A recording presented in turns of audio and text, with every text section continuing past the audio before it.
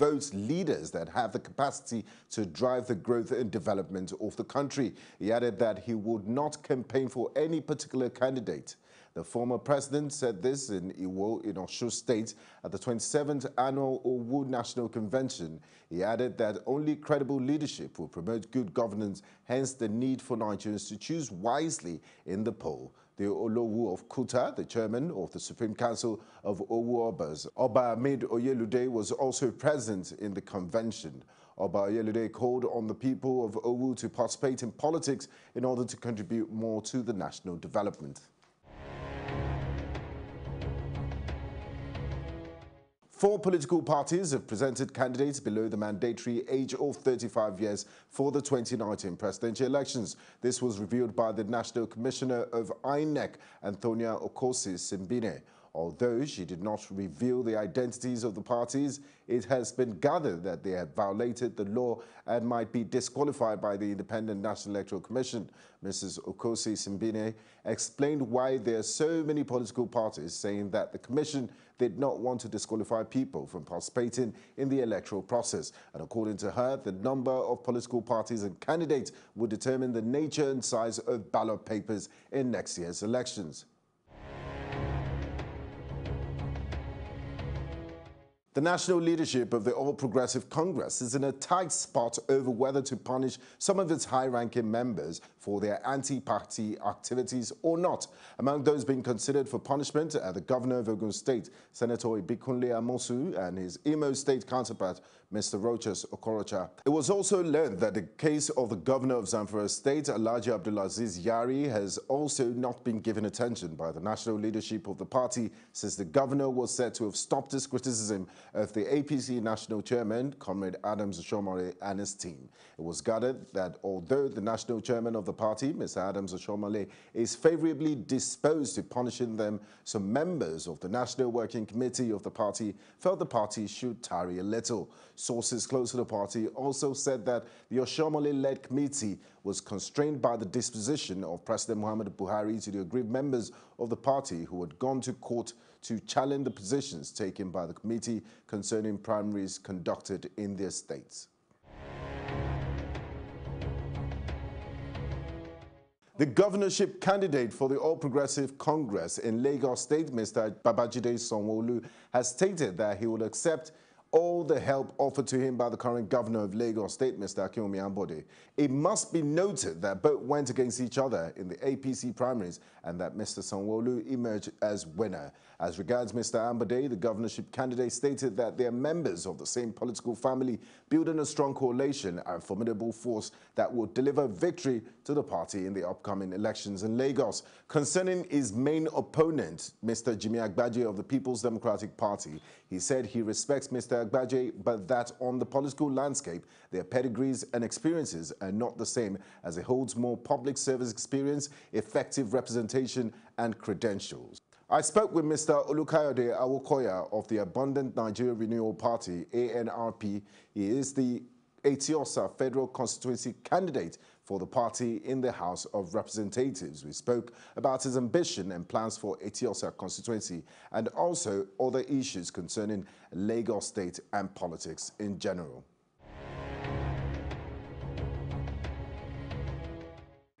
Thank you very much for joining us on Politics with GA, Mr. Olukayode Awokoya. Thank you very much. Being a good day. What's your take on President Buhari's refusal to assent the Electoral Amendment Act bill for the 4th time? His excuse is that it's too close to elections and might disrupt it. Well, it's unfortunate that something that is meant for the good of the country always ends up being politicized. Not just the Electoral Act, you see other issues of the country. It's a question of which divide, do you belong to? But I think that there are so many good things in the proposed Electoral Act, and I don't know why he has not signed it. I'd rather prefer that he did sign it than he did not, because a lot of the things that were put there are lessons learned from the existing law, the pitfalls. And previous elections, yes. So meant to address some of the pitfalls to give us a better election. So I certainly it's going to be an argument, but I think the proposed act has more of good than bad for the country. The Senate will sit in plenary tomorrow and probably debate this as to whether to override the assent. Do you think if they have the power to override it, they should go ahead, or it might be too dicey, knowing the kind of volatile political environment we live in? Well, they have the constitutional powers to override it, so, but their need to go ahead will probably depend on if they can muster the necessary votes. So I'm sure they will do that before they attempt to override it.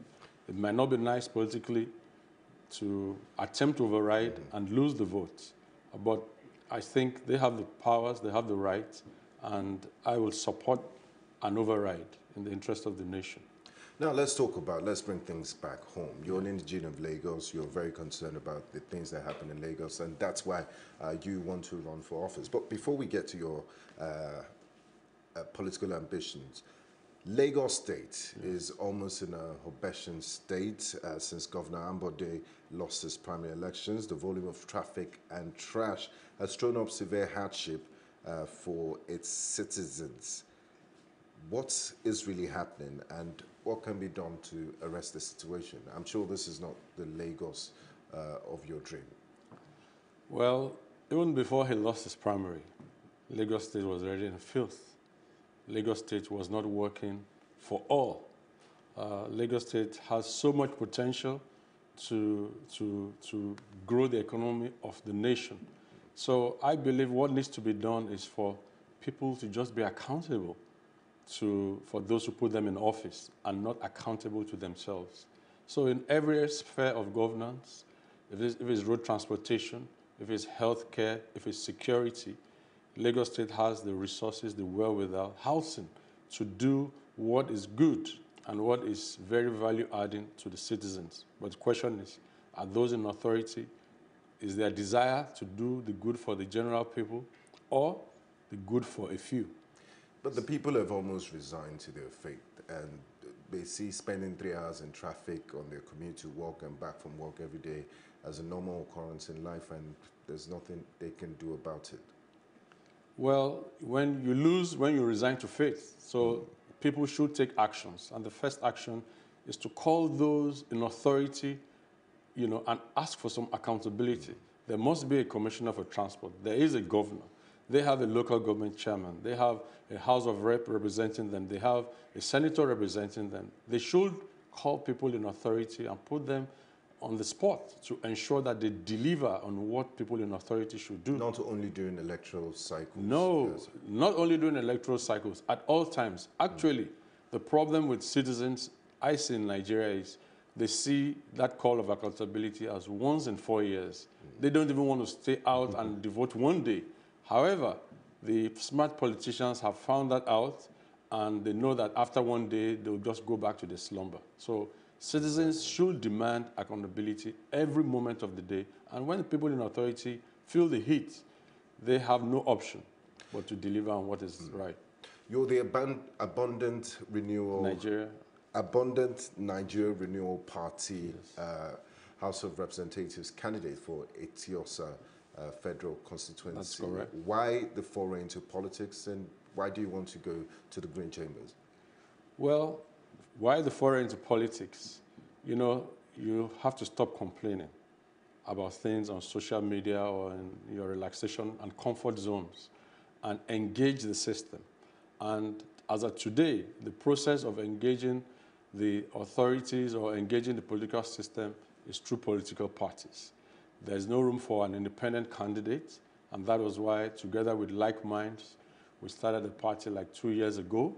And this party is made up of professionals, well-meaning Nigerians, young and old, but mainly people who, in their own little way, have proved their mettle. And we are desirous of bringing a renewal to the land. And that's why it's in our name. We don't have something called movement. We don't have something for the masses. No. The name is Abundant Nigeria. So from that name, we want to tell everyone that a Nigeria that is abundant is possible for all. And the first point is to renew the country. to go back to even things that we used to enjoy. Time there was when people were leaving university, civil service, top companies, and students in their final year, they will have been kind of headhunted with all manner of promises. We give you a car, we give you a house. What happened to that? It still happens globally. And that was in the past. That was in the past, in Nigeria. So we want to renew back even to those days, while we also offer what is contemporary at this time. What would you say to critics that say that, you know, Abundant Nigeria Renewal Party and all these parties with great slogans and ideology are just selling utopian dreams that are not possible, that if you want to win elective position in Nigeria, you have to be part of the big two, the APC or the PDP, that Nigerians politicians don't have politics of ideology, that everybody is just there to, it's a means to get to power. And if that's what you have to do is to dine with the devil, then that's what you have to do. Well, let me confirm to you that we do have an ideology. And if you see our party logo, it's a computer with a leaf growing from it. I found that very interesting. A computer, today, it talks about technology. It talks about knowledge. It is not a mistake that the top 5, 6 companies in the whole world are either computer or technological companies. Computer knowledge is the wealth of the new world. And that's our ideology, not the ideology of self. Now go back to the old parties. You know, they are parties of circumstance. I could say that they were like government parastatals. PDP was more or less floated by the government of the day in 1988. And APC today is an offshoot of PDP. So they are like government parastatals, and you can't do more of the same and expect something different. Test us, try us. We have an ideology, and we're going to live with that ideology of renewal, renaissance, and respect in the country. We want to renew the country back. Renaissance, that we want to become like a contemporary nation with the rest of the world. And we're talking of respect. Respect for Nigeria as an entity. Respect for Nigerians in every walk of life, wherever they go to. Today, you will agree with me that Nigeria has very little respect that keeps going down daily. Nigerians have very little respect that keeps going down daily in spite of their achievements, you know, in the global scene. The respect is not there. So that's our ideology, and time is going to tell whether it's a worth the while ideology or just one of them. Now, what's your mission, and what would you prioritize? What's your mission for the people of Eti-Osa Federal Constituency? What do you think are the biggest issues that need to be addressed? Well, there are so many things that are needed in this constituency. First and foremost, I would say that it's the wealth basket of both Lagos State and the country. The boundaries of Eti-Osa, from Obalende down to Ajah, Langbasa, houses individuals and businesses that control really the business of this nation. However, there's little or no government presence. We don't have public schools, either primary or secondary. There are very few. We don't have public hospitals. But by way of priority, my priority is largely in the area of healthcare and things that are associated with it. Healthcare can become a very big business, but healthcare for us, our constituents, and I want to tackle this by not a knee-jerk approach, but ensuring that we tweak up the existing Healthcare Act of 2014. So if the people of Eti-Osa elect me into office, they can be sure that every resident of Eti-Osa will have health insurance for themselves and for their children. It's the sustainable way to have healthcare coverage. We're going to also have technological parks in the LGA so that knowledge can, we can begin to teach our people the new economy, which is computer and not, the old economy. Forward thinking. We also, for every public educational institution, secondary school or a public hospital, we're going to put solar panels to ensure that there is power. We're going to have digital libraries here. And for the very many indigent communities, wherein we're all beside water, but no clean water to drink, no clean water to have their bath, we're going to sink many boreholes that are going to be for the public use. We'll invest in the construction of the boreholes with the tanks and the taps, and they'll have it for free. They just have the responsibility of maintaining the infrastructure. A healthy people are going to be much more productive. That's just a tip in the iceberg.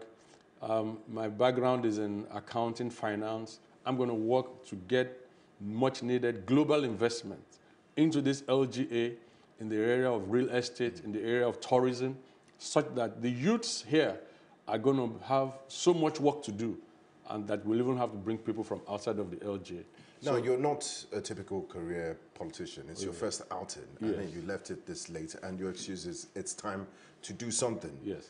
Why should the people trust you? I mean, politicians have come to them in the past and promised heaven and earth, and deliver on their promises. So why should the people of Etiosa trust that you have their best interest this time around? Oh, several reasons. I'll start from, within. My family trusts me. My extended family trusts me. My local community where I live, I'm an EXCO in the community where I live. They trust me. I'm the financial secretary of the EXCO. I've worked in leading banks with headquarters in this LGA. I have been treasurer, wherein I kept monies in billions of dollars. I have been CFO, the chief financial officer, wherein the finances of the banks were kept in my care. I have looked after people as a human resource manager, far back as 2001, over 2,000 people. So people here know me, they have tested me, and they have tasted me. And so most of the people here, they do trust me because they have seen me trusted on those things that ordinarily, you just don't put anybody to be your treasurer. And they can vouch for my credibility and for the fact that I like to get things done. And I assure you that if they give me their mandate, this LGA will be a model place for governance in the whole country. Because we're going to, not only for whatever we can do from government, the credible and the powerful private sector, the oil companies, the banks that are here, they would like to work with a credible person like me to invest on their CSR, on those common projects, water, street lighting. When these companies want to give back to society, they're always been, disturbed by the red tape. I've been part of it. The bureaucracy. The bureaucracy. I'm going to break that up. In fact, the slogan I'm going to offer to Etiosa people is, if you live or work in Etiosa, I'm your go-to man. You want to get something done, get across to my office, and I'll make it happen for you right there. Interesting. Now, going to Abuja, Yes. Ben, I'm not being a prophet of doom, but if you win, your party, the ANRP, won't have a parliamentary majority. And all 359 members of the House of Reps, other members, would be doing their best to advance the interests of their parties and their communities. What strategies would you put in place to ensure that you get legislation that is favorable to the people of Etiosa Federal Constituency? Thank you very much. By the grace of God, when we win, unlike those who don't prepare, a lot of the key legislation that we want to pursue, we will have articulated in consultation with past and also legislators that will win, that have won the election. So we'll consult people even before the House is inaugurated. And when something is good for everyone, and politics is not attached to it, it's going to have an easier sale. It's a general good for the people. It's good for it, and all these initiatives are not meant to showcase anyone as being good or bad. A good thing is the current pension, reform act that has been run in the country. The coverage is not wide, but we have almost 9 trillion in assets. There's no need to do politics. It's working. It's working. True. Without that 9 trillion, of which the country borrows almost 6 trillion to fund that is invested in federal bonds, will have gone to borrow abroad. So these are the kind of initiatives. Tell you what, for the healthcare bill that we're trying to introduce, we expect that nothing less than 1 trillion naira will be generated in health insurance funds every year. But we have the NHIS. Well, we need to redo the act a bit, wherein we need to introduce a health sector fund custodian.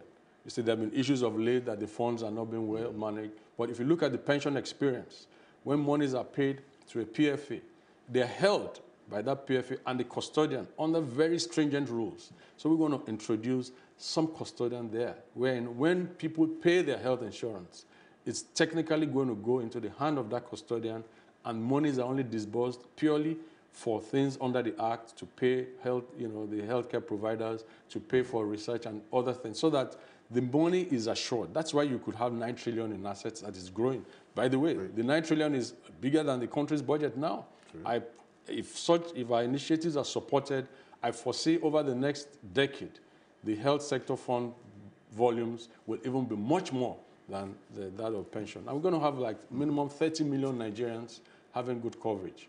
Now, finally, the national chairman of the major opposition party, the People's Democratic Party, PDP, Prince Uche Secondus, says that the party does not have confidence in the activities of INEC, and it's a few months to the general elections, just a couple of weeks away. Do you have confidence in INEC being an unbiased empire, and how would you rate your chances at the polls? My chances, I'll answer the last question first. My chances are very, very high. I've lived and worked here for 27 and a half years.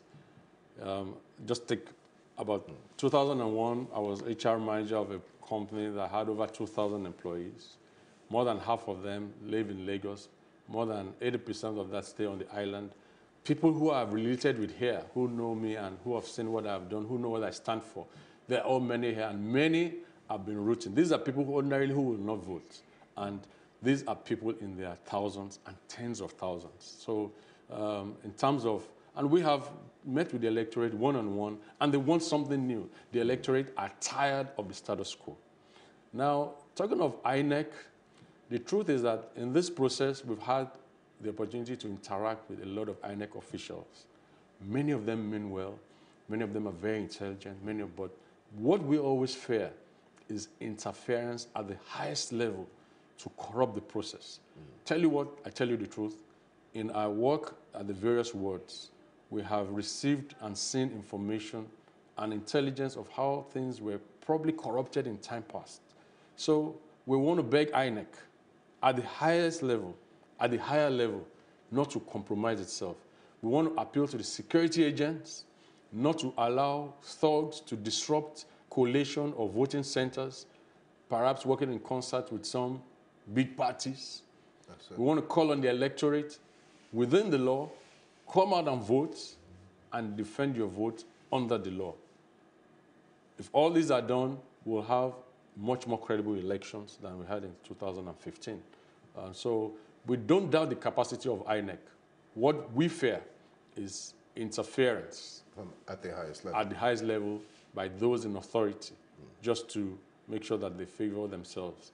Interference at INEC, and also the security agencies that are meant to be impartial, who have shown that truly they are not impartial. On that note, I would like to say a very big thank you to you, Mr. Olukayode Awokoya of the Abundant Nigeria Renewal Party. All the best for your campaign, and thanks for joining us in Politics with GA. Thank you very much, Benga.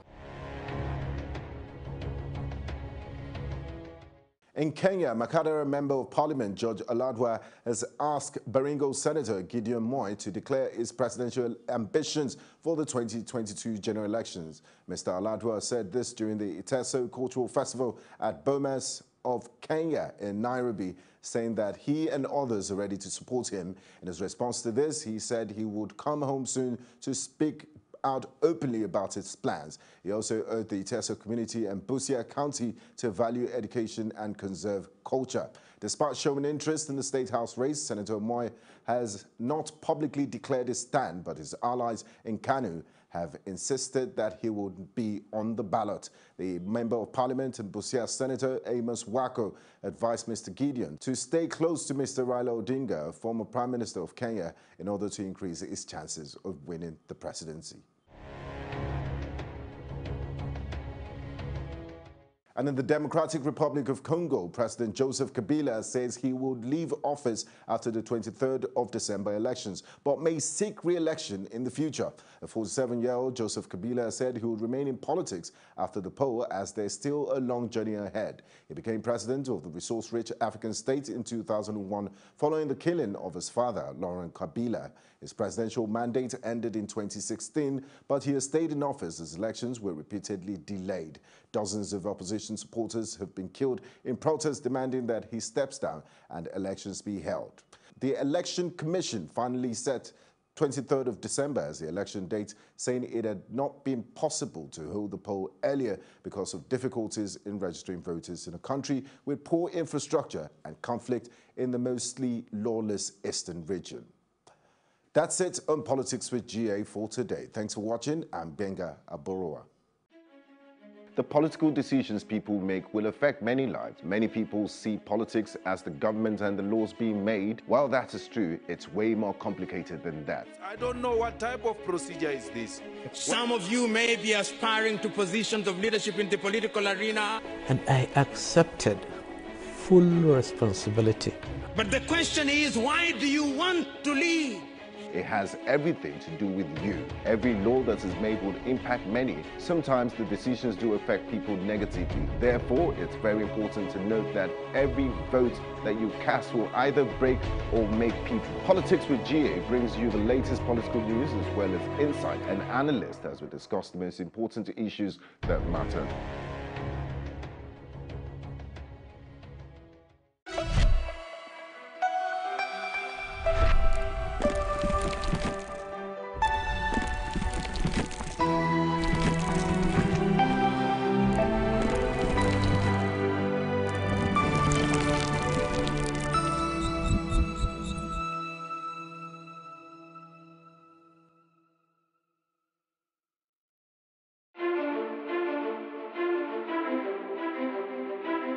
That is how we get looped into a cycle of insanity, repeating the same thing and expecting a different result.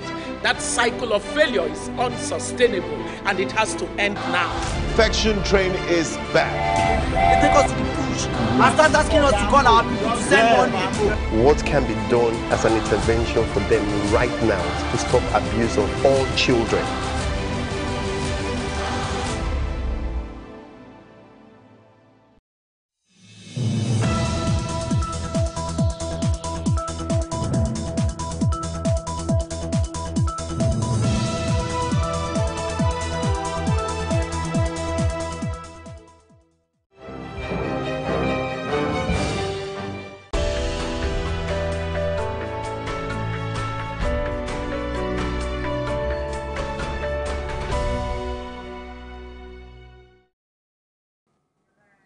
Good afternoon and many thanks for joining us for news on the Hour and Plus TV Africa. I'm David Alabi and here are the stories making the headlines. Now we begin our news bulletin at this hour with reports from the international front. Now lawmakers in British Parliament, Prime Minister Theresa May's Conservative Party on Wednesday triggered a confidence vote in her leadership after Britain's planned divorce from the European Union was plunged into chaos. Graham Brady, the chairman of the party's so-called 1922 committee, said the threshold of 15% of the Parliamentary Conservative Party seeking a confidence vote had been reached. With less than 4 months left until the United Kingdom is due to exit on March 29, the world's fifth largest economy was tipping towards crisis, opening up the prospect of disorderly no deal or a reversal of Brexit through a referendum. Meanwhile, British Prime Minister Theresa May, who faces a vote of no confidence in the leadership of the Conservative Party on Wednesday, said any new leader would have to extend the March 29 deadline for Britain's exit from the European Union. Quote, a new leader wouldn't be in place by January 21 legal deadline, so a leadership election risks handling control of the Brexit negotiations to opposition members of Parliament in Parliament, May said. Sir Graham Brady has confirmed that he has received 48 letters from Conservative MPs, so there will now be a vote of confidence in my leadership of the Conservative Party. I will contest that vote with everything I've got. I have been a member of the Conservative Party for over 40 years. I've served it as an activist, councillor, MP, Shadow Minister, Home Secretary, and now as Prime Minister. I stood to be leader because I believe in the Conservative vision for a better future, a thriving economy with nowhere and nobody left behind, a stronger society where everyone can make the most of their talents, always serving the national interest. I spent yesterday meeting Chancellor Merkel, Prime Minister Rutte, President Tusk and President Juncker to address the concerns that MPs have with the backstop, and we are making progress. I was due to travel to Dublin this afternoon to continue that work, but will now remain here in London to make the case for my leadership with my parliamentary colleagues. A change of leadership in the Conservative Party now will put our country's future at risk and create uncertainty when we can least afford it. A new leader wouldn't be in place by the 21st of January legal deadline, so a leadership election risks handing control of the Brexit negotiations to opposition MPs in Parliament. The new leader wouldn't have time to renegotiate a withdrawal agreement and get the legislation through Parliament by the 29th of March, so one of their first acts would have to be extending or rescinding Article 50, delaying or even stopping Brexit when people want us to get on with it. And a leadership election would not change the fundamentals of the negotiation or the parliamentary arithmetic. Weeks spent tearing ourselves apart will only create more division, just as we should be standing together to serve our country. None of that would be in the national interest. The agenda I set out in my first speech outside this front door: delivering the Brexit people voted for, building a country that works for everyone. I have devoted myself unsparingly to these tasks ever since I became Prime Minister, and I stand ready to finish the job.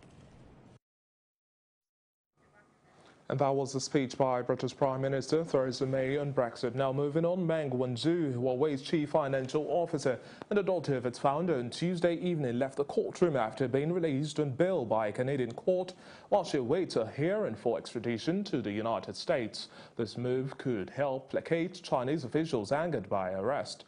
Justice William Erker, at a court hearing in Vancouver, British Columbia, on Tuesday granted bail to Meng, subject to a guarantee of $7.5 million and other conditions. And in legal matters, adult film actress Stormy Daniels must pay more than $290,000 to reimburse President Donald Trump for legal fees spent defending himself in a defamation lawsuit brought against him over a tweet. She lost her defamation lawsuit in October with a federal judge in Los Angeles, saying the president's tweet was protected by the freedom of speech clause of the United States Constitution. Following that ruling, Trump's attorneys at a hearing last week requested nearly $800,000 in legal fees and sanctions. U.S. District Judge James Otero, in his latest ruling, awarded a fraction of the sum. It's time to take a quick break. Stay tuned for other stories making the headlines right here on Plus TV Africa.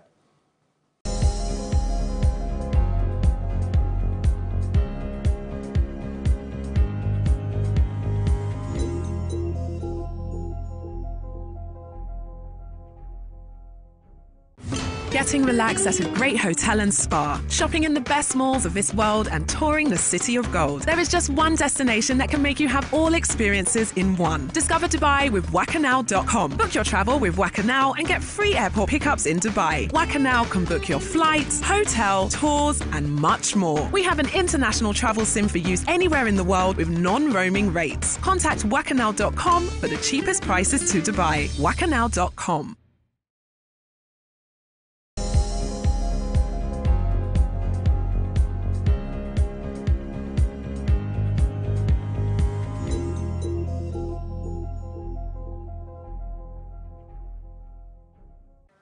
Glad to have you back, and if you're just joining us, you're watching news on the Hour and Plus TV Africa, and here's our Africa News package.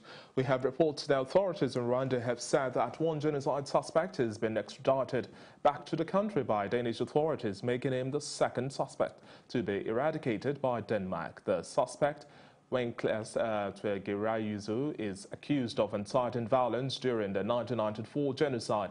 He's lived in Denmark since 2001 and has been fighting against his extradition through the courts. Prosecutors also allege that he led a pro-Hutu militia in the northwest of the country that targeted ethnic Tutsi during the 100-day genocide. Rwanda has issued international arrest warrants for more than 800 people it accuses of committing atrocities during 100 days of bloodshed in 1994. And government has flatly rejected striking junior doctors' demand for US dollar wages, with Health and Child Care Minister Obadiah Moyo describing the idea as awkward in an economy that is experiencing foreign currency shortages.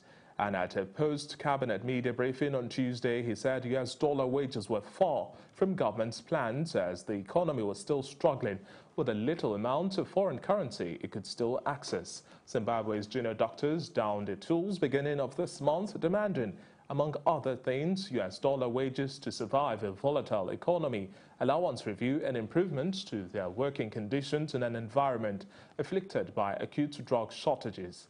The strike has plunged public hospitals into crisis, with a vulnerable population at a loss on how to respond to the situation. Meanwhile, Zimbabweans have taken to social media to challenge the Women's League of the ruling ZANU-PF party, which on Friday endorsed President Emmerson Mnangagwa as the sole candidate for the 2023 presidential election. The women supported a proposal to raise the age limit for presidential candidates, a move that is seen to be targeting opposition leader Nelson Chamisa. Nelson Chamisa is 40 and will be ineligible to contest the 2023 elections if the constitution is amended to that effect.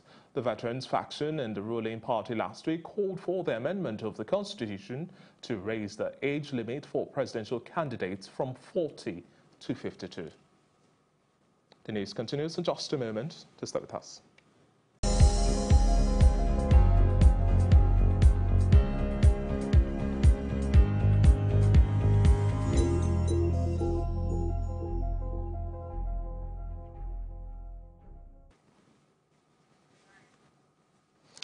And back home in Nigeria, the presidential candidates of the People's Democratic Party, Atiku Abubakar, and his allied Congress Party of Nigeria counterpart, Dr. Obi Ezekwesili, to sign the peace accord on the conduct of the 2019 elections today.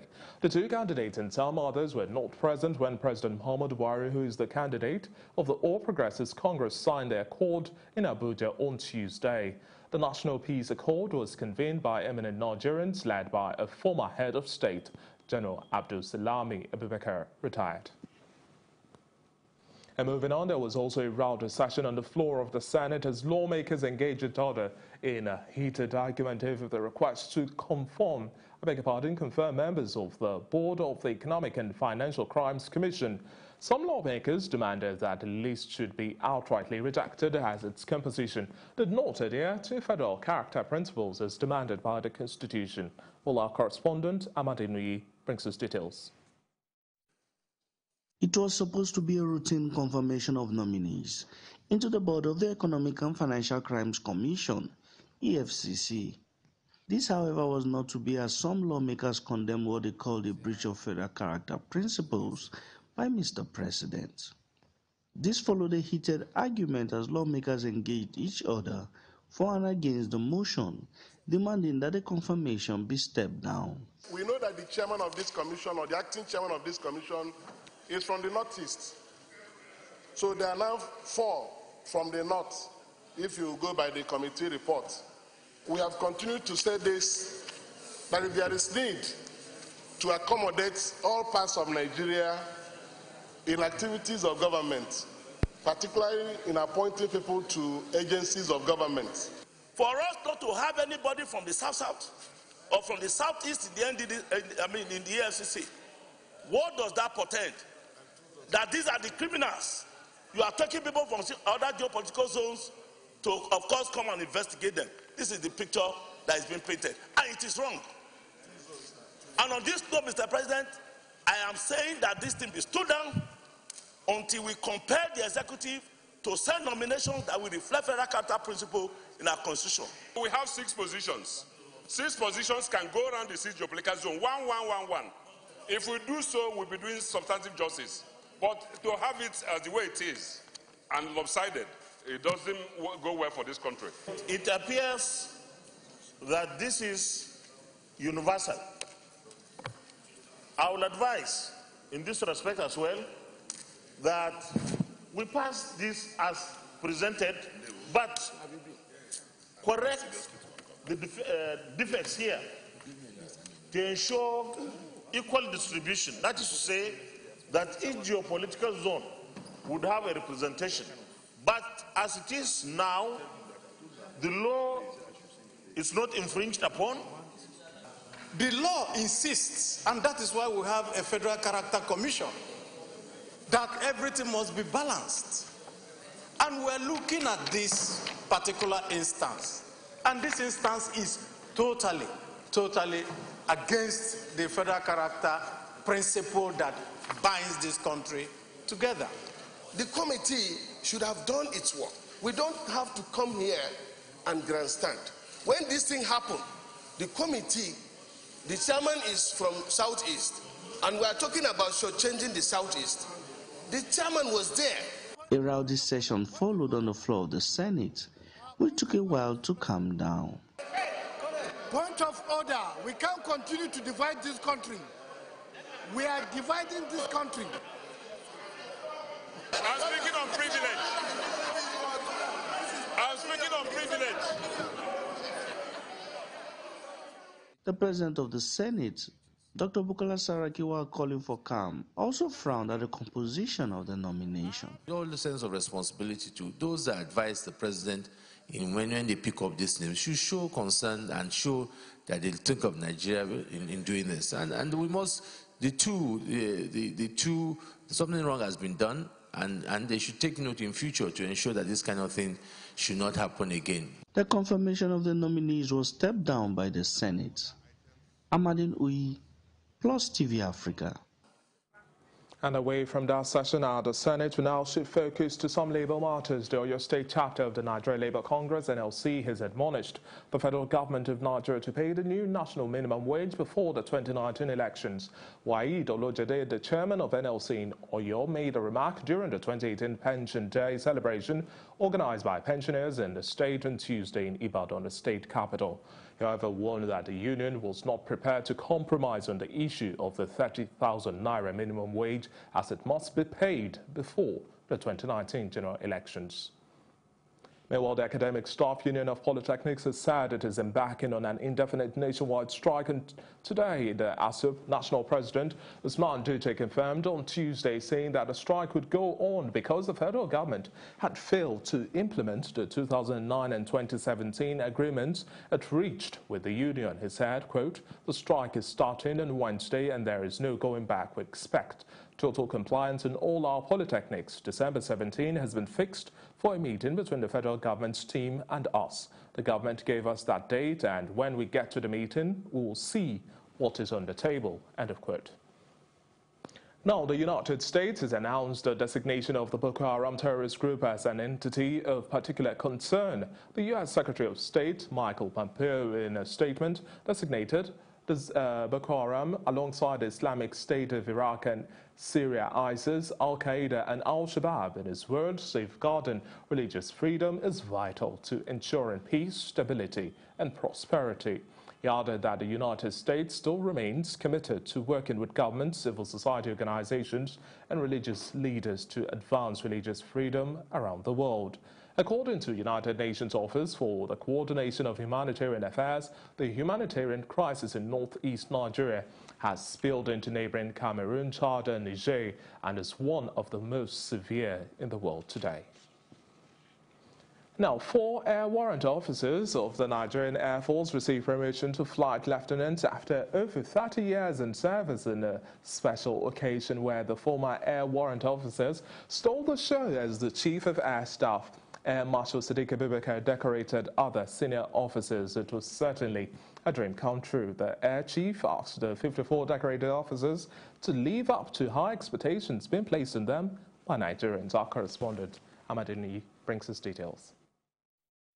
The Nigerian Air Force has in the last 6 years successfully supervised the air component of Nigeria's war against terror. While the Air Force has been largely successful in decimating members of the Boko Haram terrorist group, constantly putting them on the run, experts seek to maintain this tempo. Senior personnel in charge of administration, strategy, operations, and coordination must have experience and expertise. Very important that the services are led by persons of exceptional leadership qualities, if we must eliminate or minimize costly mistakes in the fog of war. To this end, the Air Force has constantly promoted deserving personnel to give them fresh opportunities to serve in its various operations. The Chief of Air Staff, Air Marshal Sadiq Abubakar, once again decorated a new set of about 54 officers. As you must have realized by now, these officers have earned these ranks by dint of hard work, among several other criteria considered. The service has found it fit and appropriate to recognize your commitment and diligence by promoting you to the next rank. Their commissioning today, apart from serving as a reward for hard work, is also to serve as motivation to airmen, airwomen in the Nigerian Air Force to aspire for such elevation. The high point of the ceremony was the decoration of 4 officers, from the ranks of air warrant officers to flight lieutenants after over 30 years in service. These air warrant officers have put in not less than 33 years of outstanding service to the nation and have been found to possess exemplary leadership qualities, hence their commissioning. I want to direct the air officers commanding of these newly commissioned officers to immediately relocate them to officers' quarters. The Chief of Air Staff tasked the personnel to live up to the high expectations being placed on them by Nigerians. I urge you to be prepared to apply your skills, experiences, and knowledge, as well as commitment and time when and wherever it is demanded for the sake of Nigeria and Nigerians. I must remind the beneficiaries of this promotion. As we celebrate, rejoice, and dance, we must remember that the taxpayers who will bear the additional cost of this elevation expect more from us. We must therefore critically interrogate every process, procedure, and strategy we are using today to ensure our national sovereignty is not undermined and Nigeria and Nigerians are secure. I therefore call on you to redouble your efforts wherever you might find yourselves after this decoration ceremony. Amadine Uyi, Plus TV Africa.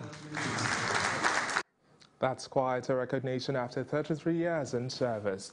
Now our business correspondent Irene Uban is on standby to bring us updates from the world of business.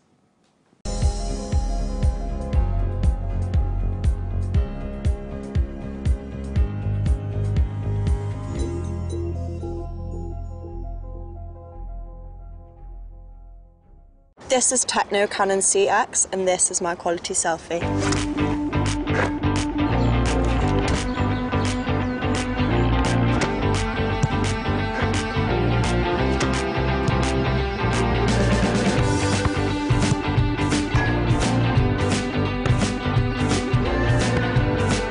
Use Technocam on CX's 16-megapixel front camera with dual soft light flash and beauty enhancement and show off your quality selfie.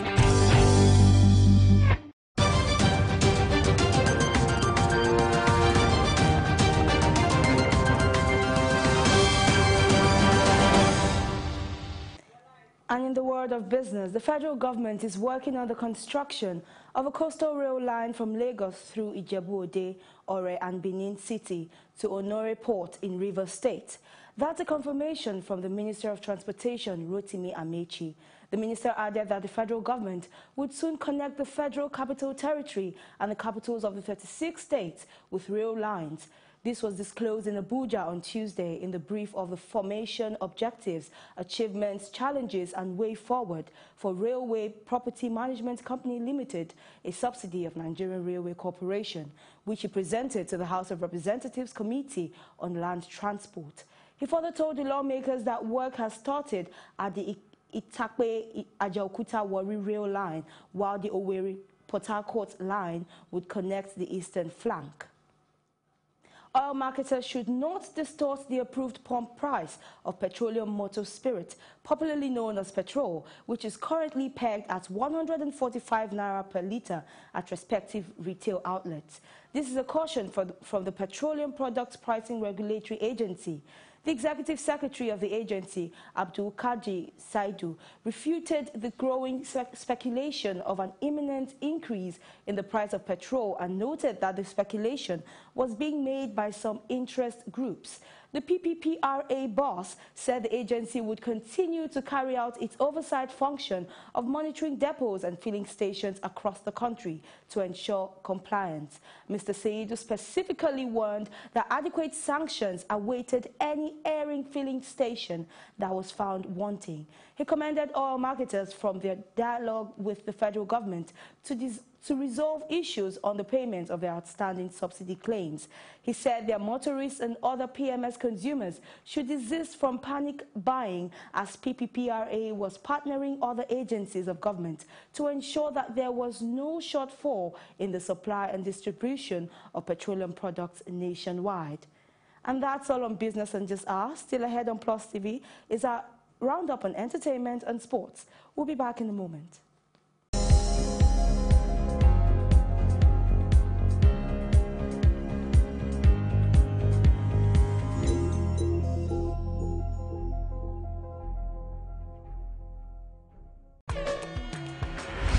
Not yet over. The Get to Lawton Millions promo is still on. 110 people have won up to 65 million naira already, and you can be one of them, as there is 31 million naira still available to be won. You stand a chance to become a millionaire. All you have to do is walk into a Fidelity Bank near you and open an account with 10,000 naira or pay in 10,000 naira to your already existing account, and you stand a chance to win 1 million, 2 million, and 3 million naira in the monthly draw. Draw your account to 50,000 naira and stand a chance to win up to 5 million naira. That's not all. Lots of consolation prizes like refrigerators and generators to be won. Rush now to the Fidelity Bank near you and start saving for a chance to become a millionaire in the Fidelity Get a Lot in Millions promo.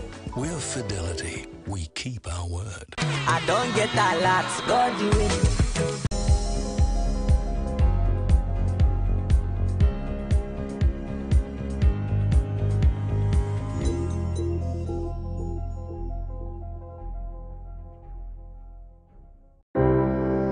Hey, Anu. Dad. Look, I got something for you. A football chassis? Hey, Adu, come watch a game with your uncle and I. Please, come. I'm okay, thanks. The kind of person that you asked me to be. My brother say he love me, I love him too. I tell him I will do anything for you. But it's strange. Did you see how many goals I scored? I no get you. You scored 2. I look up like this, say, who are you?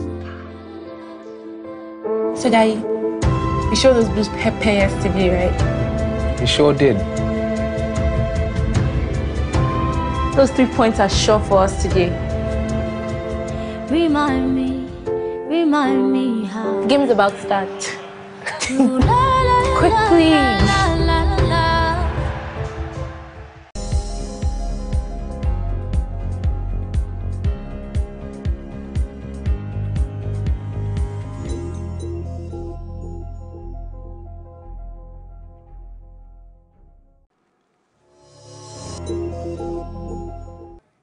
In entertainment, in anticipation of its 61st awards show, the Recording Academy has released a 27-second advert, Let's Hear It ad, on its Instagram account, and it features music from Nigerian musician IBK Spaceship Boy.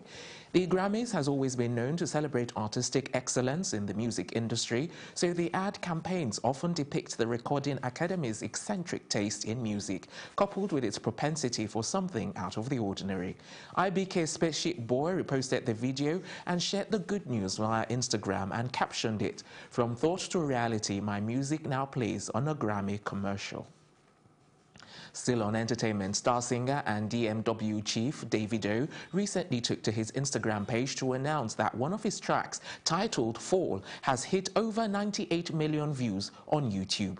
It had earlier been reported in the month of October that the song was #1 on Shazam's New York City top tracks, and the music star has been recently criticized for buying views for his new song Wonder Woman, which went to over 1 million views in less than 24 hours.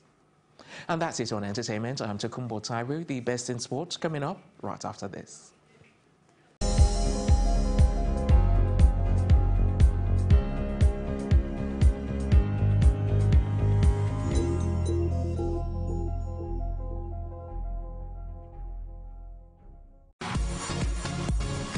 last concert of your life? Don't just stay cool, stay refreshed with an ice-cold Coca-Cola. Pick your lane, solo or bigger boy. Taste the feeling.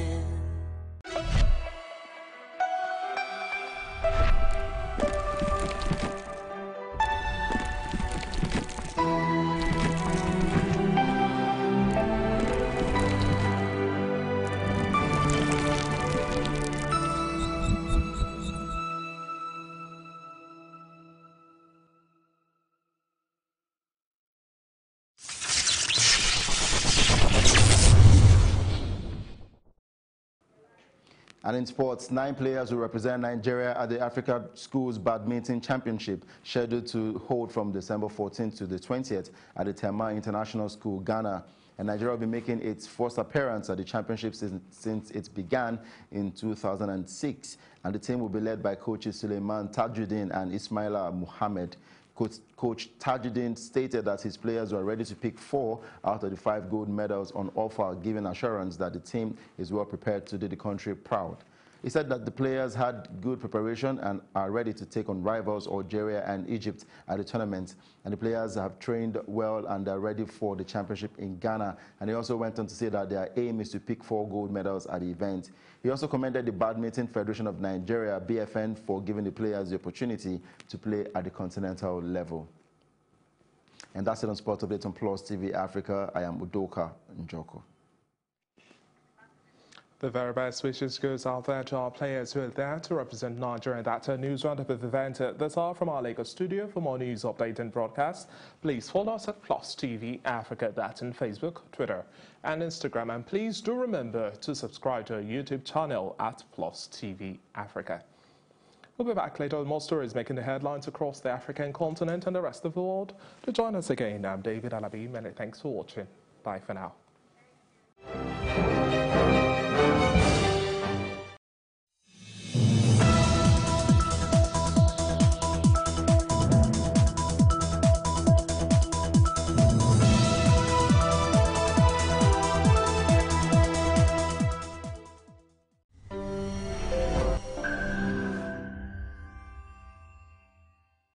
In 2001, at the age of 21, Yvonne Kamachi made history by becoming the youngest person in Kenya to be elected into the executive committee of the political party Ford Kenya. Back when she was just 17, she had served as the international coordinator of the World Youth Organization on Climate Change, engaging world leaders on climate change at the tail end of the 20th century, long before the phenomenon became a buzzword. By the time she was 21, she became the youngest person to have been appointed to the East African Parliament. In May 2007, at just 24, she was appointed ambassador and permanent representative of Kenya to Ethiopia. This automatically qualified her as the youngest envoy ever in Kenya and the whole of Africa in this era, and only second to Salim Salim of Zanzibar, who was appointed ambassador to the United Nations at 22. Let's welcome to Plus TV Africa, Ambassador, Director, Foreign Services, Kenya Ministry of Foreign Affairs, Yvonne Kamachi. Thank you so much for coming. Thank you very much for having me. Did I miss out anything? No, I think you did well. Okay. So how has the experience been for you? 24, that's pretty young. Yes, I was actually just speaking to a friend of mine the other day, and I said, when I ran for parliament, forget 24, when I ran for parliament, I was 21, almost 21.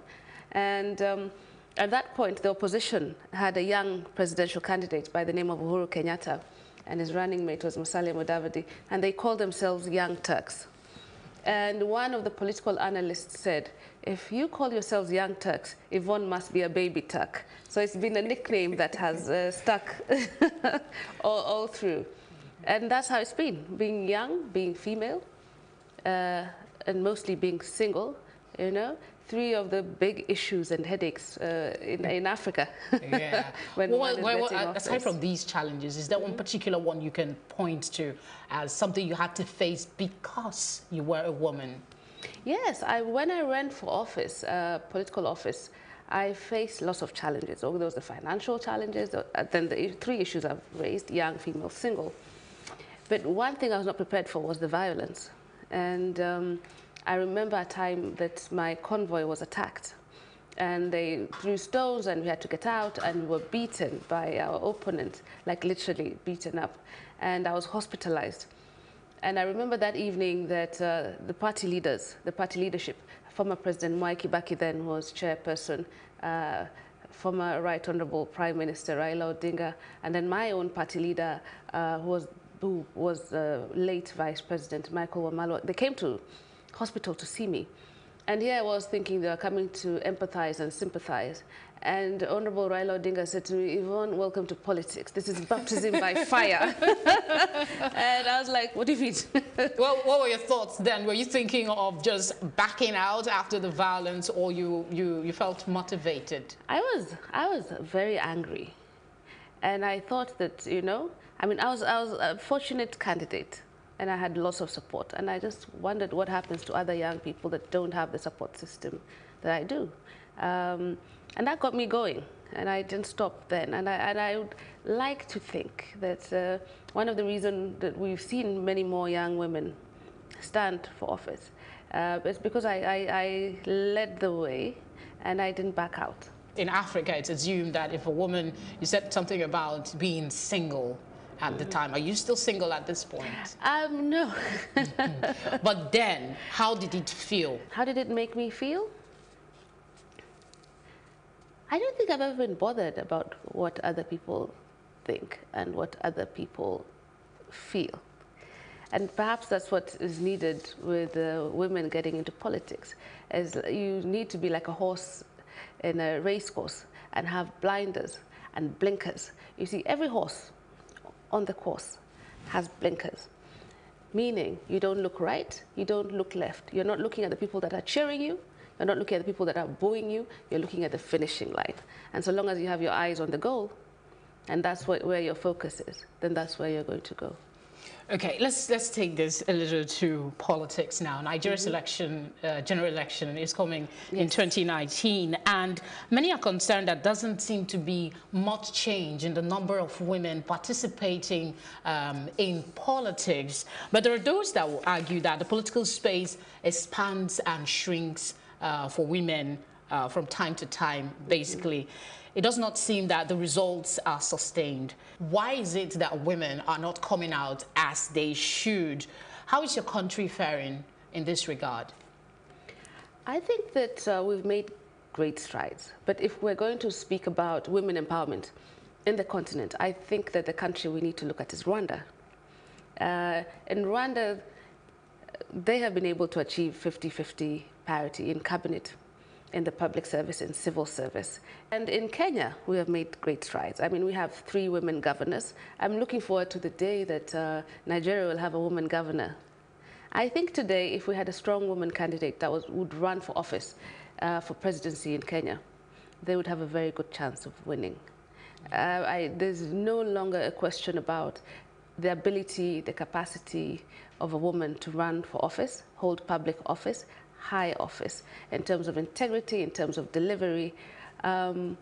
We've gone past that mark. So right now in Kenya, where we are, we're just waiting for the woman to come up and stand up and say, listen, I'm giving myself, you know, for service to the country and to the nation and to the people of Kenya. What would you attribute as the reason for this seemingly inadequate participation of women in politics here in Nigeria? Culture. I think the culture, as I've seen, suppresses women leadership and empowerment, and reverence to age. We in Kenya look at capacity and ability, regardless of age, regardless of tribe, regardless of class. If you're able to mobilize and if you're able to lead. We have a 23-year-old member of parliament who won his election riding a bicycle, and he was blessed by the elders. But you see, when you have to come and prostrate every time you meet your elder, or every time you meet the older woman, and older women also suppress younger women. I mean, so it's a double-edged sword. And so every time you have to do this, then it means you're taking a step back, And it means you always then give way for them to be the ones to continue leading and suppressing. And culture is not a bad thing. And respect is a very, very good thing. But because Africans forget their history, and it was written by our colonial masters, we've always given reverence to those that suppress us. And that's not how it was before. Historically, in Africa, before the king would make a decision, he would meet the queen and her court and ask for their advice. And then he would go and speak to the young people and also seek their advice before coming to make a decision. But today, it seems like it's a special club of older, especially in Nigeria, the older, you know, male that is prostrated for. Is it possible and called to Oga, change? you know, Alhaji, yes, sir. And that's not how we're going to develop as a continent. So is it possible? Do you see a change in that scenario that you just painted in the not too distant future, hopefully? In Nigeria or in Africa? In Nigeria and by extension Africa. Absolutely. I mean, because it's still affecting other Africans. Even the last election, I mean, really, I think the win in the last election was a major move by young people that came out to decide what they want. We've also seen the Not Too Young to Run campaign, which shows that, you know, young people are getting organized and mobilizing themselves to be able to have a voice and to be able to say, listen, you know, it's our turn now. This platform is going to be shared. Although I must tell young people that it's not about what you say, it's about what you do. What you do, yeah. So saying is fine, and having a campaign on social media is fine. Twitter has never won anyone any elections, neither has Facebook. That is important to note. So in Kenya, we've mobilized ourselves. I mean, we have governors that are 30 years old. Well, I don't know how familiar you are with the Not Too Young to Run law here in Nigeria and some of the issues that come up with it. Okay, so you will be able to respond to this. And going by what we're seeing, even within the young people now, disagreement, who is going to come up. There's something about the pact that wanted to bring up a consensus candidate, or they did bring up a consensus candidate, and then there was issues with that. Do you truly believe that African youths are ready for leadership? African youths have been ready for leadership from the day they were born. And that's what I'm saying. I've been giving examples of young people that have held public office from South Africa, to see what happened in Tahrir Square, you know, in north of Africa. East of Africa is a wonderful example of young people in office. I mean, I was appointed ambassador at 24. Our youngest governor is 31. Our youngest senator is 28. These are people that are elected. And it's the same story across East Africa. Even here, you believe that same thing? In Nigeria, it's the same thing. So the fact that there's no consensus is not a problem. The issue is that at least Nigerians are talking about it. And the first step is to actually have that discussion. Once the discussion starts, it's never straightforward and it's never easy. So it's a beginning, and it's a good beginning, and it's about time, because Nigeria actually should be leading on the continent. Indeed, we should be. Yes. Well, thank you very much so far. We will take a very short break. We'll come back. We're still talking with Ambassador Yvonne Kamati. She will be sharing her thoughts on other issues as it affects women and the youths. Stay with us. What is government, and who is government? Leadership are the people we elect. In Kenya, you can inherit land from your father as a girl, from your husband as a woman. You can buy land by yourself. Ancestral land can be in your name. So it doesn't matter gender, it doesn't matter race, it doesn't matter tribe. Let's move a little bit away from politics and talk about other issues that affect women. And one of them is female genital mutilation. We do know that in Nigeria, most women are still victims of this. What do you think needs to change for us to stop this culture-based violence on women? You talked about the place of culture earlier, and we still have that affecting women, female genital mutilation. It must be a constitutional matter. It's a human rights issue. Women's rights are human rights. And it's a cultural issue, or we think. I don't know where in our history we started circumcising or mutilating women's genitalia. But the thing is, the law must protect its people and its citizens. And that's one of the things that women legislators must put into place. It must be there. There must be a law that provides for the protection of women, young women. Do you think the laws are enough? For instance, in your country, a woman was arrested, an elderly woman was arrested for practicing FGM. What do you think the laws are enough? Is that not proof that the law is enough? The fact that she was arrested is proof. Was she convicted? That's the second part. In Kenya, it's a very serious offense. And not only are you arrested, not only are you convicted, my friend, you're going to go and stay in prison for a very, very long time. And the law is the beginning. And one of the things that we must learn as Africans is to respect the law, the rule, the constitution, and also strengthen institutions that act, you know. For example, I don't know in Nigeria if you have Directorate of Public Prosecution, we do. Criminal Investigation, the judiciary. If these arms of government are strengthened and they're able to do their work, and resources, and they have the resources, adequate resources to be able to go in and monitor and arrest, while another arm of government is also sensitizing and teaching our women in the rural areas, our men and our young people on the ills of some of these backward, you know, cultural practices, then it works. But then again, it must be something that is working both ways. As the law takes course, there must be civic and public participation and education. All right, let's take a look at the issue of gender equality. We have this. There was a time that we felt the women were not given enough opportunity, and now it seems there is too much attention on women education. Do you think there's likely to come a time where there will be an imbalance where the men might be discriminated against? The time might come, but I'm sure it's not going to be within our lifetime, meaning we still have a lot to do. No, I'm not biased at all. But you see, that's the issue about affirmative action, is to redress historical wrongs.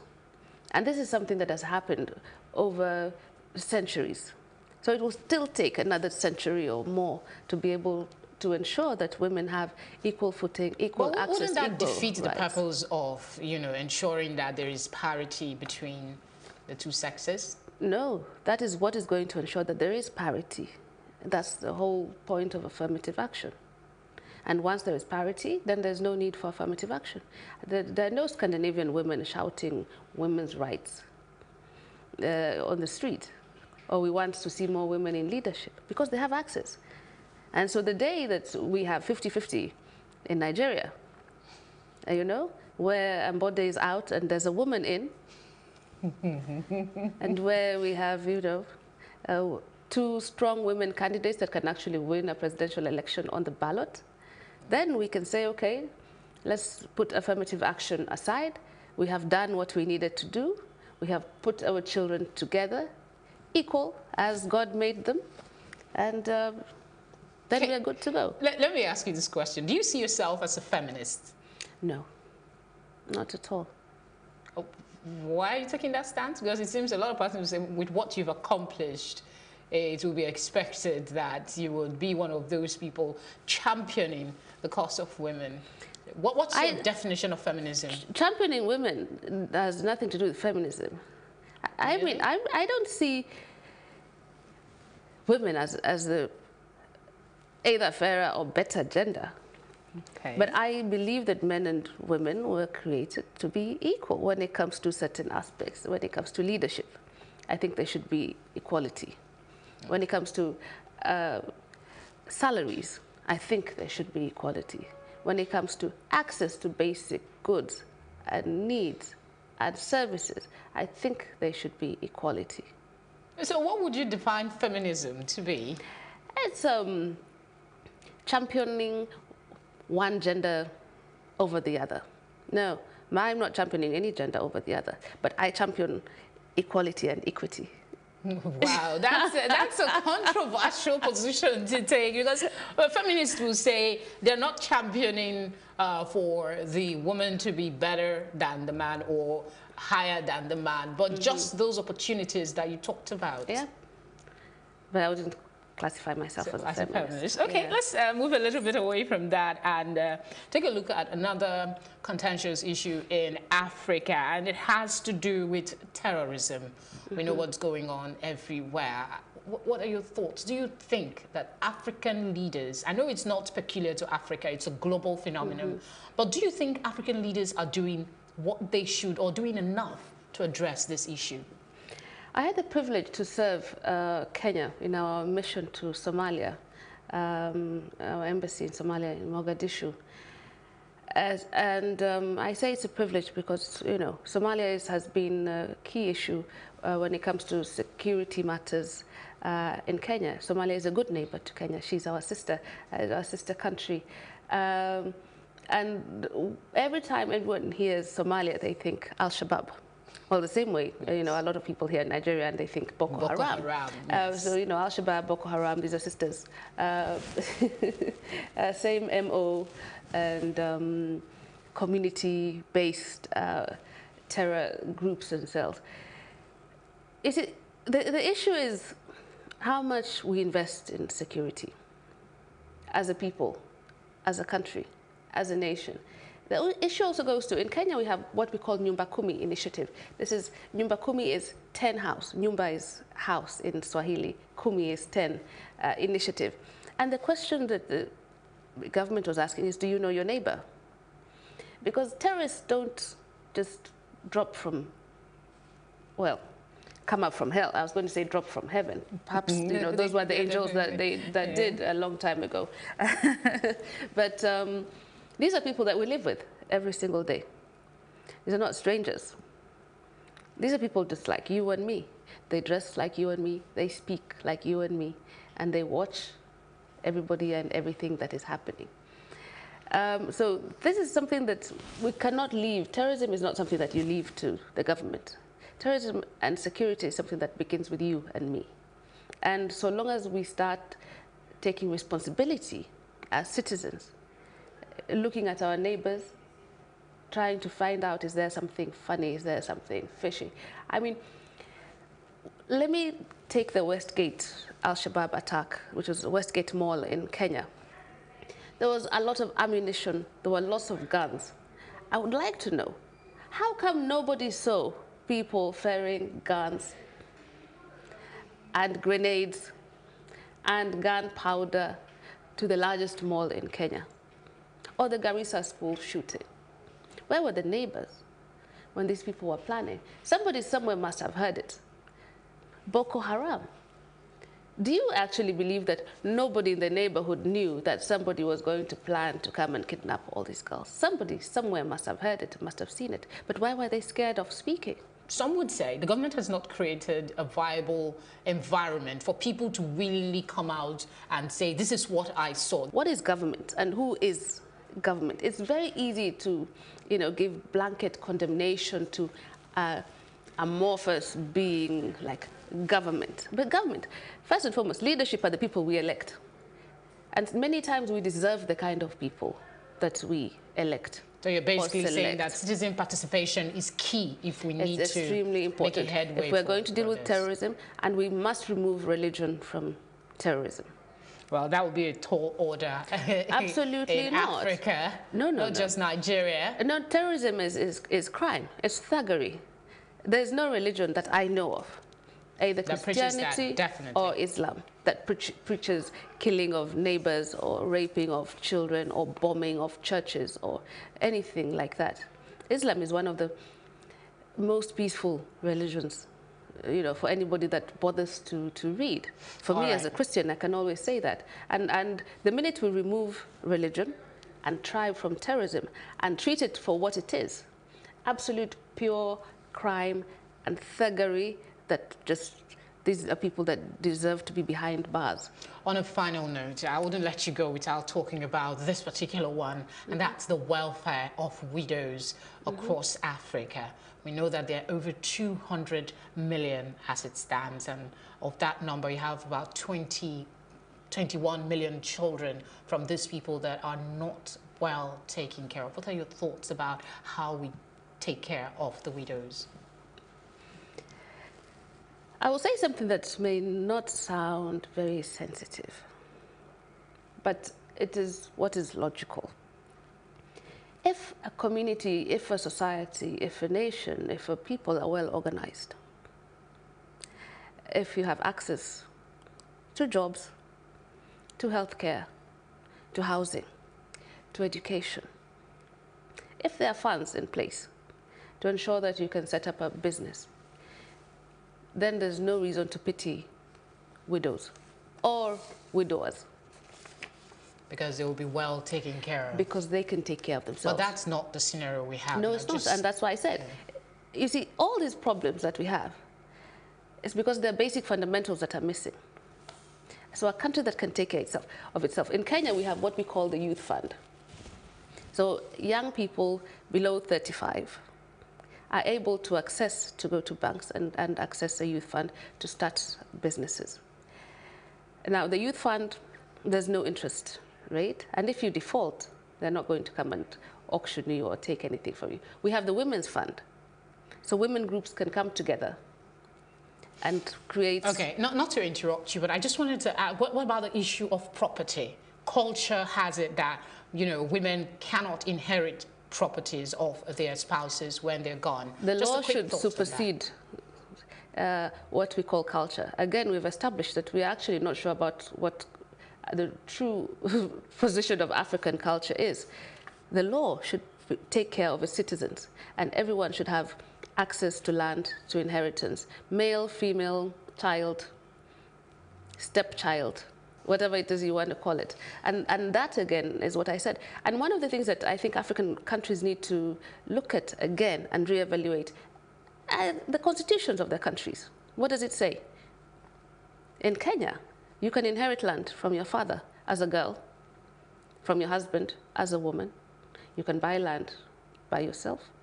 Ancestral land can be in your name. So it doesn't matter gender, it doesn't matter race, it doesn't matter tribe. On a general note, though, what would you religion. For the women that have lost their husbands and they don't have these, you know, these benefits that you mentioned? What should government do, or what should the people do? Those that have access to the legislative, well, those in the legislative arm should actually relook at the law and make sure it's equitable and it's fair for everybody. That's the only way that we're going to work this out. It's not, we cannot fight what they say are cultural norms, but what we can do is make sure that human rights and women's rights are respected. So vote the right person and vote more women, progressive women, and young people, you know?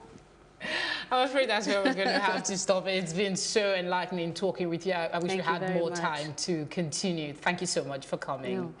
We have been talking with Ambassador Yvonne Kamati. She's been sharing her thoughts on a number of issues that affect women, politics, and of course, living conditions across Africa. We'll be back again soon enough. My name is Felicity Ezewike. Thank you for watching.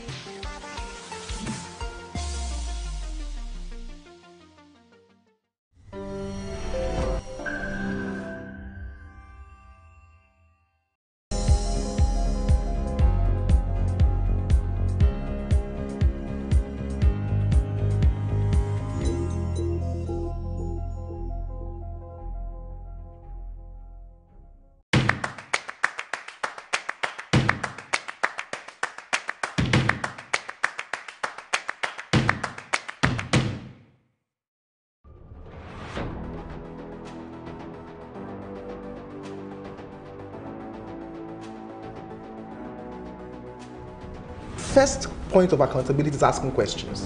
Hello and welcome to Plus Sports on Plus TV Africa. I am Udoka Njoko. Hi everyone, welcome to Plus Trending.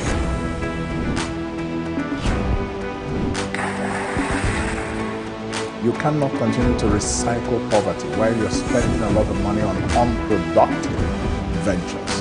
The government has to feel the impact. Honorable Commissioner, sir, welcome to the show.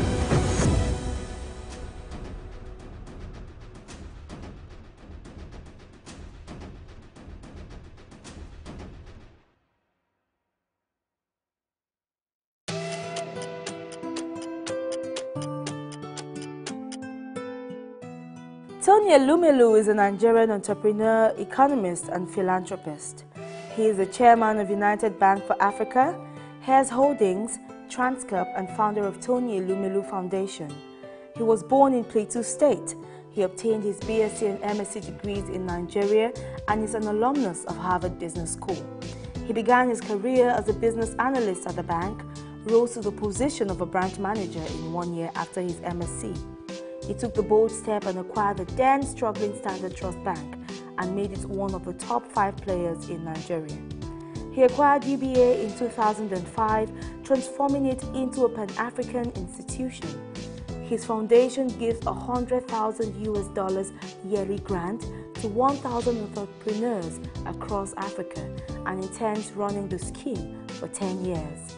He holds 2 Nigerian honors, the Commander of the Order of the Niger and Member of the Order of the Federal Republic. He was recognized by Forbes in 2012 as one of Africa's most powerful people. He is happily married to Dr. Vivian Elumelu and the proud father of 7 children. Tony never compromises when it is time to have fun and to exercise. And this is the Mogul in 90 seconds.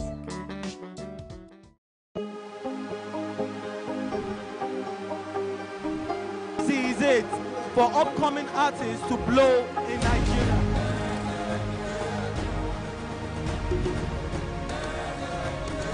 Welcome to Plus Trending. I am Buki November, your host, saying thank you for joining us on today's episode. Welcome back. It's tea time on Plus TV Africa. Practice makes perfect. I'm not perfect yet, but I'm a lot better than I used to be. He's a king. He's entitled to marry 100 if he wants to.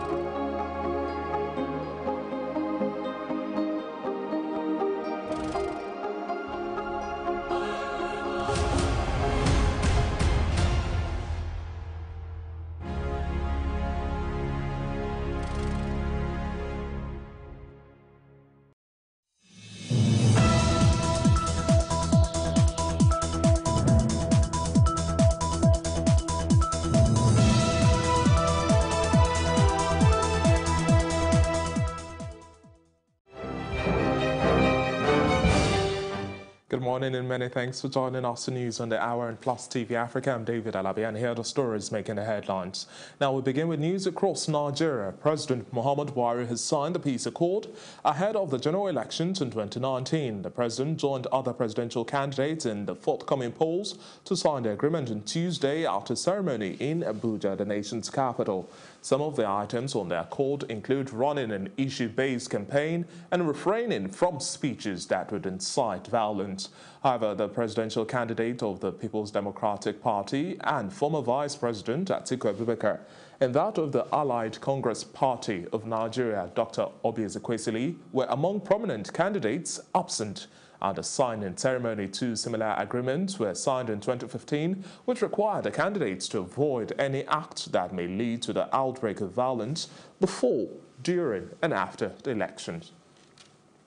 Meanwhile, the People's Democratic Party has explained why its candidate and former Vice President Atiku Abubakar was absent at the signing of the peace accord by presidential candidates in the 2019 general elections. PDP National Publicity Secretary Kola Ologbondiyan said in a statement on Tuesday that the party was not represented at the event due to communication lapse between the National Peace Commission and its National Secretariat. He said the party would visit the office of the National Peace Committee, look into the peace document and fulfill all necessary obligations towards the peace accord ahead of the coming polls. And still talking election, presidential and presidential debates. In accordance to the statement signed by its executive secretary, the party is the Allied Congress Party of Nigeria, Alliance for New Nigeria, All Progressives Congress, And moving on, there was a rowdy session on the floor of the Senate as lawmakers engaged each other in a heated argument over the request to confirm members of the board of the Economic and Financial Crimes Commission, EFCC. Some lawmakers demanded that the list should be outrightly rejected as its composition did not adhere to federal character principles as demanded by the Constitution. In APC Kogi, declaring the event open, the Speaker, Yakubu Dogara, said the committee was formed following a resolution of the House to investigate the alleged under-remittance. He said the committee's report would guide the House to make further resolution with the view that it is important to close up all leakages in revenue. And in Labour Technics, December 17 has been fixed for a meeting between the federal government's team and us. The government gave us the date, and when we get to the meeting, we will see what is on the table. End of quote. Meanwhile, the federal government of Nigeria and the striking academic staff union of universities have reached a partial agreement, and that's according to Minister of Labour and Employment, Dr. Chris Ngige. In his announcement on Monday, the minister said the announcement at a reconciliation meeting in Abuja aimed at finding ways of resolving the strike, which commenced on November 5. He noted that the meeting had identified one area to look for the funds for the revitalization of the universities, adding that the appropriate government office would be contacted on the issue on his part. As the national president, Professor Abiodun Ogunyemi, said the union shall await the report on all the issues and consult its members. Now, All Progressives Congress National Chairman Adams Oshiomhole has accused the main opposition People's Democratic Party of spreading fake news and malicious information about his relationship between him and the President's wife, Aisha Buhari. In a statement by his Chief Press Secretary, Simon Igbebulum, he said the misinformation being peddled was part of the PDP's plan to cause disaffection within the ruling party ahead of the 2019 general elections. He said, and I quote, "This is part of the fake news from the pit of hell being propagated by highly unscrupulous elements of the PDP and their cohorts, knowing fully well that they have lost the forthcoming general elections." End of quote. And now, she focused on reports where experts in the digital news media have condemned the use of sensationalism in news dissemination. This was the discourse at the media workshop on fake news as a threat to national security held by the Nigerian Army in Victoria Island, Lagos. The spread of fake news today is made possible largely through social networks and social messaging. The major arena of fake news is social media. Fake news is generated by outlets that masquerade themselves as actual media websites, but they push false and misleading accounts that are designed to deceive the public. But the issue about the Mitele issue is the issue of death, and the army has a procedure. If all of you have one brother, cousin, or brother, sister in the Nigerian Army, if today somebody come to call you and tell you your brother is late, and you've not heard from the army, will you be happy? You won't. So we have a procedure that if anything happens in the front lines, we need to reach out to the next of kin or whoever is affected before coming out with an official information. And the Nigerian Army didn't deny the incident. What we came out to do that the incident has happened, but we're trying to get the true situation of things and come out with an official information. And another reports 4 air warrant officers of the Nigerian Air Force received promotion to flight lieutenant after over 30 years in service on a special occasion where the former air warrant officers stole the show as the Chief of Air Staff Air Marshal Sadiq Abubakar decorated other senior officers. It was certainly a dream come true. The Air Chief asked the 54 decorated officers to live up to the high expectations being placed on them by Nigerians. Our correspondent Amadi Nuyi brings us details. The Nigerian Air Force has in the last 6 years successfully supervised the air component of Nigeria's war against terror. While the Air Force has been largely successful in decimating members of the Boko Haram terrorist group, constantly putting them on the run, experts seek to maintain this tempo. Senior personnel in charge of administration, strategy, operations, and coordination must have experience and expertise. Very important that the services are led by persons of exceptional leadership qualities. If we must eliminate or minimize costly mistakes in the fog of war. To this end, the Air Force has constantly promoted deserving personnel to give them fresh opportunities to serve in its various operations. The Chief of Air Staff, Air Marshal Sadiq Abubakar, once again decorated a new set of about 54 officers. As you must have realized by now, these officers have earned these ranks by dint of hard work, among several other criteria considered. The service has found it fit and appropriate to recognize your commitment and diligence by promoting you to the next rank. Their commissioning today, apart from serving as a reward for hard work, is also to serve as motivation to airmen, airwomen in the Nigerian Air Force to aspire for such elevation. The high point of the ceremony was the decoration of 4 officers, from the ranks of air warrant officers to flight lieutenants after over 30 years in service. These air warrant officers have put in nothing less than 33 years of outstanding service to the nation and have been found to possess exemplary leadership qualities, hence their commissioning. I want to direct the air officers commanding of these newly commissioned officers to I must remind I therefore call on you to redouble your efforts wherever you might find yourselves after this decoration ceremony. Amadine Uyi, Plus TV Africa. Sharing news right there. It's now time to take a quick break. Stay tuned for other stories making the headlines right here on Plus TV Africa.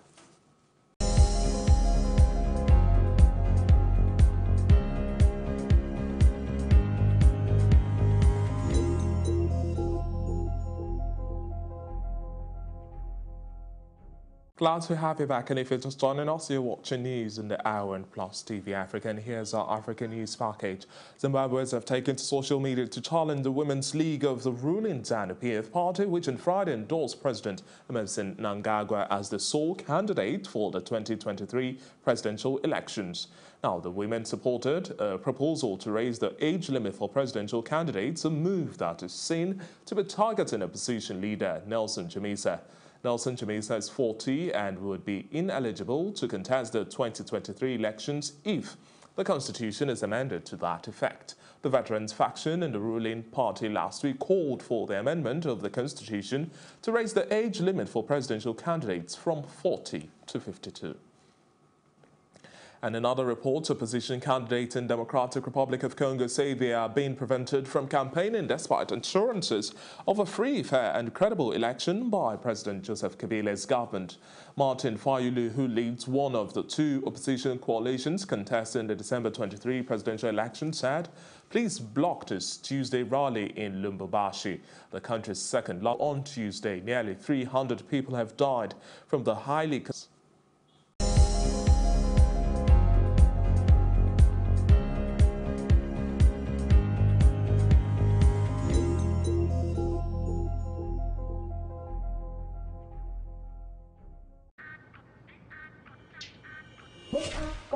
You got goals, you fancy footwork, you mad dribbling skills, you boots.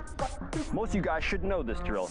You leg over, you raise, you run them, you tip, you tear shot and boom. You football.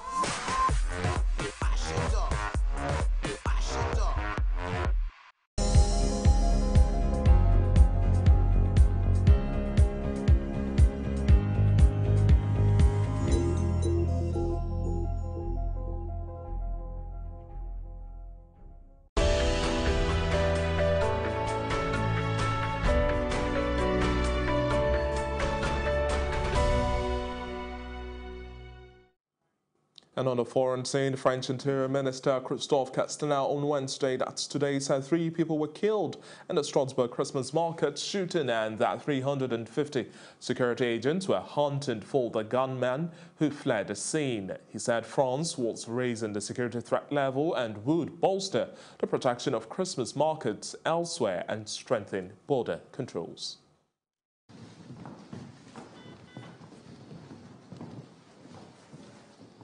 Mesdames, Messieurs, Aujourd'hui, ici à Strasbourg, à partir de 19h50, un homme sur 3 points de la ville a semé la terreur. Il a tué 3 personnes. Il a blessé 12 autres personnes, dont 6, au moment où je vous parle, sont en urgence absolue. Les militaires de la force Sentinelle ont fait usage de leurs armes pour tenter d'intercepter l'assaillant. Entre 20h20 et 21h, il s'est confronté par 2 fois à nos forces de sécurité avec systématiquement des échanges de tirs.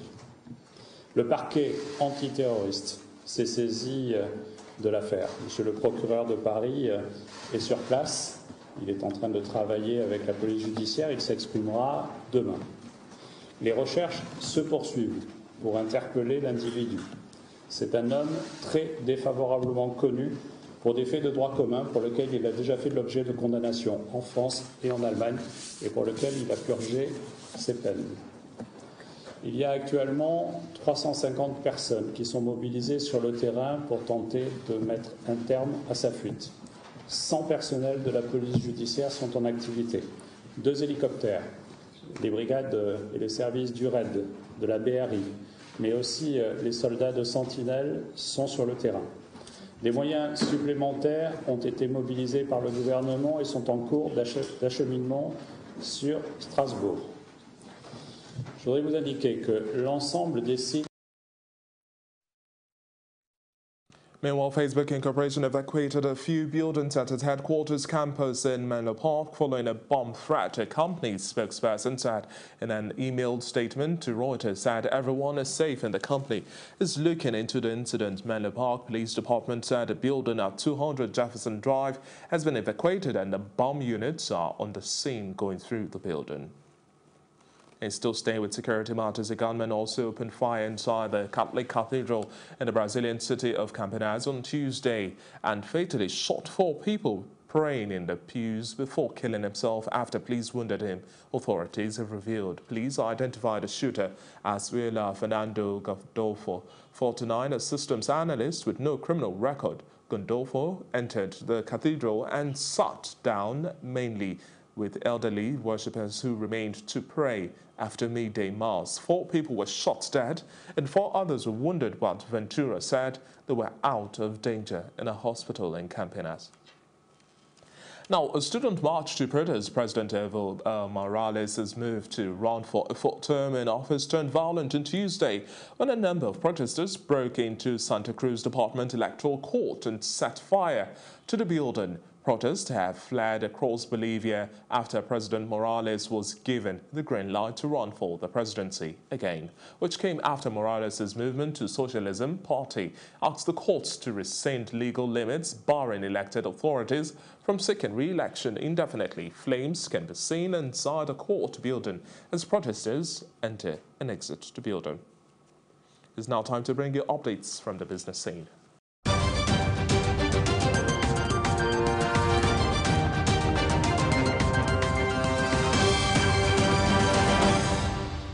Welcome to Business News. Now, all marketers should not distort their approved pump price of premium malted spirit, popularly known as petrol, which is